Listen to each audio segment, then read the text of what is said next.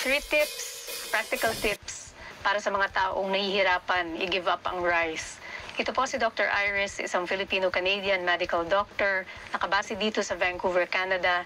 Advocate po ako ng low-carb and fasting lifestyle para ma-reverse ang mga medical conditions, hindi na kailangan uminom ng maintenance na gamot. At para ma-optimize ang health and wellness, pati ang timbang, syempre, kasama dyan. Napakarami na po nating natulungan, libo-libo na, everywhere in the world na ito, na ma-optimize yung kanilang wellness nga sa pamamagitan ng mga workshops, libreng food guide, mga programs natin. Matatagpuan yan sa levelupwithdriris.com. Register lamang po at basahin ang emails. Ang pag-uusapan natin nga ngayon, yung tips para doon sa mga hirap na hirap, i-give up yung rice. Bakit nga ba muna kailangan natin i-give up yung rice? Ano ba yung dahilan?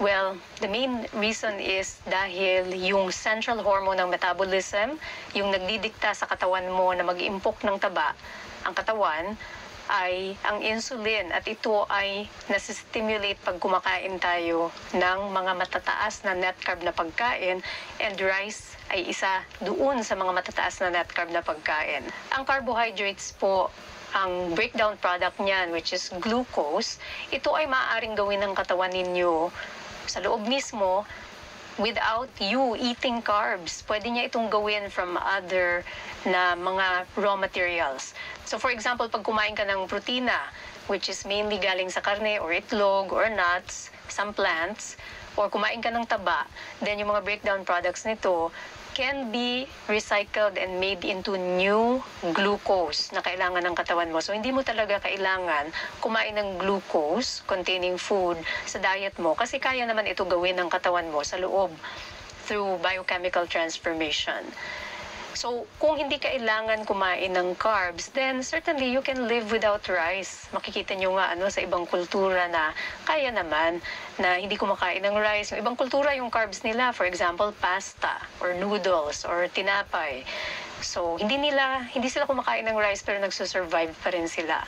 Of course, you always have the option to eat yung mga low net carb na pagkain, hindi masyadong stimulating kay insulin, para kahit na kumakain kayo ng carbs. So, what are these? Ito yung mga gulay natin, green leafy vegetables, for example, kangkong, lettuces, yung ating cabbage, yung ating zucchini. Yan yung mga halimbawa ng mga low-net carb veggies. So, pag ito ang kinain mo, carbs pa rin naman ang mga yan, pero they are low insulin stimulating, then hindi siya magdudulot ng sakit, hindi siya makakakontribute sa insulin resistance pathway na siyang ang dahilan kung bakit maraming tao nagkakasakit, lalo na po mga kababayan natin.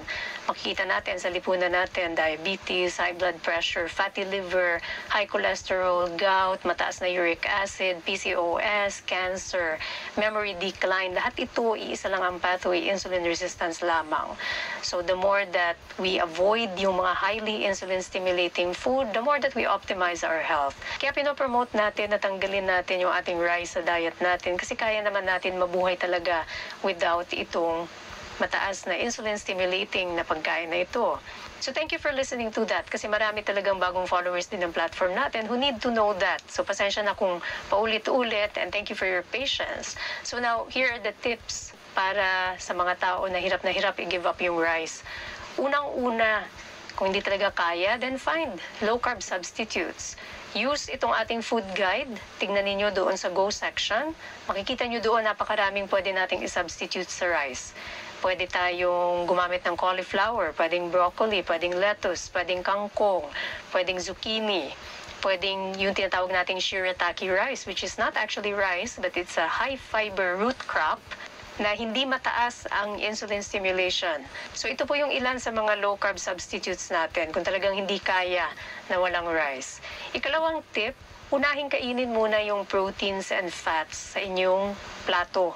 So yung karne muna yung kainin natin, yung ulam muna, yung isda, kung ano man yung main na protina natin.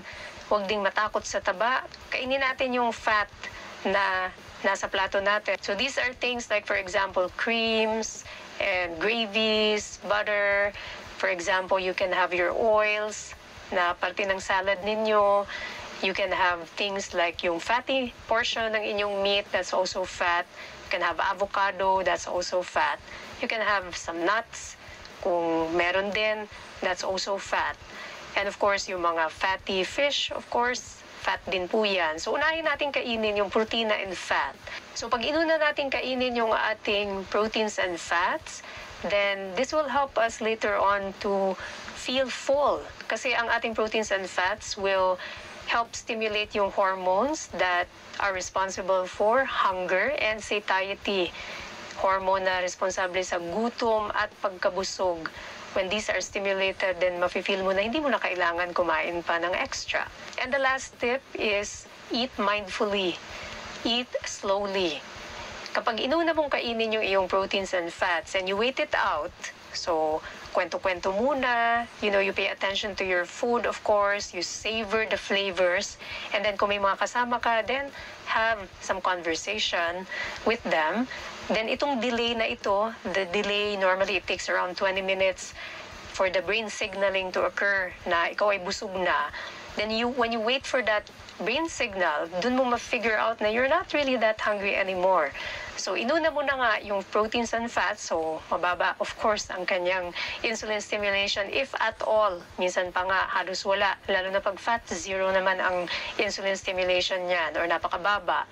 Then, ang mangyayari is you will feel full, you will feel satisfied, and hindi mo na kailangan kainin yung carbs na nasa plato mo. So, waiting out, eating mindfully, really savoring the food, savoring the conversations on the table, this will help you also na i-give up yung need mo to eat rice, to eat that carb. So, hopefully nakatulong itong practical tips na ito. Kung kailangan ng extra gabay, nandyan lang po ang ating community. Join lang po kayo dyan sa ating community. Kung kailangan akong makausap, kung kailangan ng resources ko, levelupwithdriris.com. I'm always wishing you holistic wellness. Stay healthy and stay low carb.